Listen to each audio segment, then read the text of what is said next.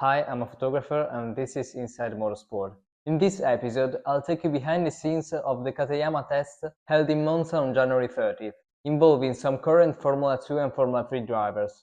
Specifically, the drivers who tested that day were from Formula 2 Sebastian Montoya and Rafael Villagomez, and from Formula 3 Callum Voisin, Roman Bilinski, Lawrence Van Hopen, Charlie Wurz, Ugo Ugochukwu, Noel Leon, James Wharton and Brando Badoer. I understood that Noah Stromstead was also on track that day, but I didn't spot him while I was there. There was also a driver whose identity is unclear.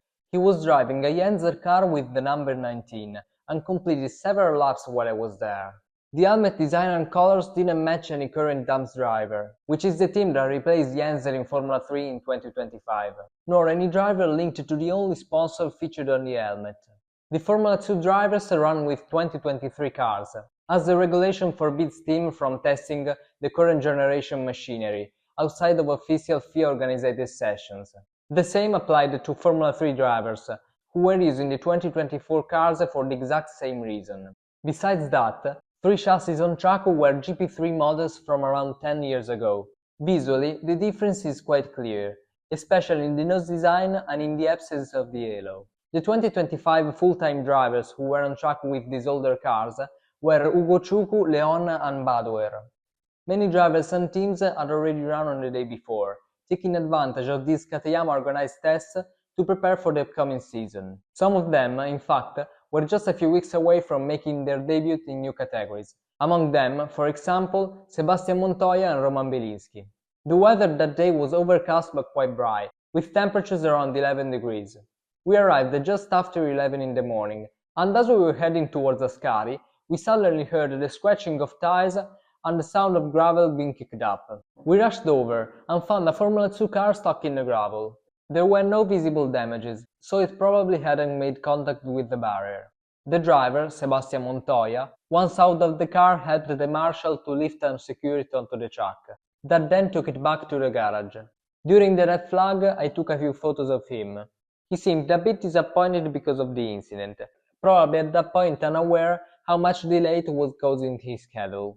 However, the minimal damage allowed the Colombian to get back on track less than an hour later. The main cause of the hold-up was probably the need to clean off the gravel, which, as you can see in these images, had gotten everywhere. This is how the marshals handled the removal of the car. Besides the vehicle, they also cleared away the gravel that had been brought onto the track. Lastly, in a spot closer, I spotted these marks on the asphalt, probably caused by Montoya's spin. And from the outside of the Ascari, I took other photos showing the car's run, which ended in the gravel. Once the session resumed, after a stop of 15 minutes, I moved to the grandstands at the exit of Ascari. Almost all the drivers returned to the track, except for Montoya, Wurz and the Yenzer car. Among those who went back out were the 2 RT cars, of Wharton and Van Hopen, which unlike most of the others, didn't run again until the afternoon, if not for only a couple of laps. Just a few minutes later there was another red flag. At first we couldn't figure out the cause, but shortly after, a truck passed in front of us, carrying Villagomez's damaged car. This time, the damage was clearly visible on the front left side. It can therefore be assumed that he most likely lost control either coming out of the Roger chicane or out of Les Mousseau. During the break, we moved to a spot much closer to the track.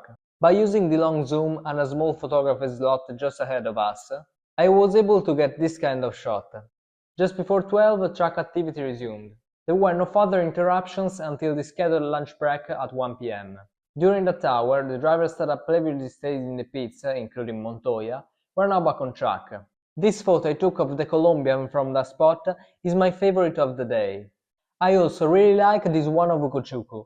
There's one detail in it that helped me to recognize him, which is the McLaren logo on his helmet. The American has been part of their academy since 2021, when he was still racing in karts. After a few minutes we moved to another spot, where we had a clear view of the entry and of the first part of Ascari. From there I initially took a few photos using a fast shutter speed, including some close-ups of the drivers.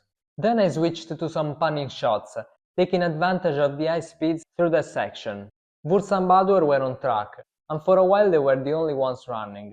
Later, Montoya and Voisin returned to action, and continued until 13. Towards the end of the session we moved to the outside of the Ascari entry. Since there were many fences in the way, to capture the cars I had to significantly slow down the shutter speed, which resulted in quite particular shots. Another shot I really liked was this frontal panning of Voisin. Shortly after, the cars returned to the pits, bringing the morning session to an end. At that point, we moved to the area in front of the paddock. We had the chance to witness one of the drivers warming up, Roman Bilinski. The Polish driver did some exercises with his coach before getting back in the car for the afternoon session. Initially he used the resistance band, extending and retracting his arms forward, while his trainer was standing behind, holding it. After that, he worked with 2 tennis balls. After bouncing them with his hands, he started tossing them back and forth with his trainer, catching them mid-air from a moderate distance. They were then used for our FX training drill, one of those classic exercises often seen in drivers' warm-ups. Next, he executed static squats, maintaining the lower position without movement for a set duration. And then the most curious one. He and his trainer stood facing each other, pressing their arms together to train core strength and stability. To wrap up, he did a bit of juggling with the tennis balls, showing some coordination skills.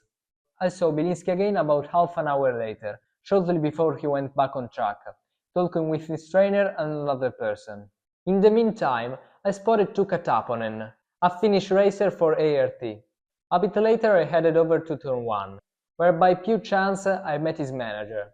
We talked for a few minutes, and understood that the driver had tested the day before, but had to stop after just a few laps because of an engine failure.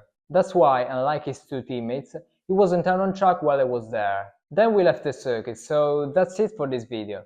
I'll see you in the next episode, which will focus on the Alpine Endurance Team's private tests, held in Monza a few days later to prepare for the start of the WEC season.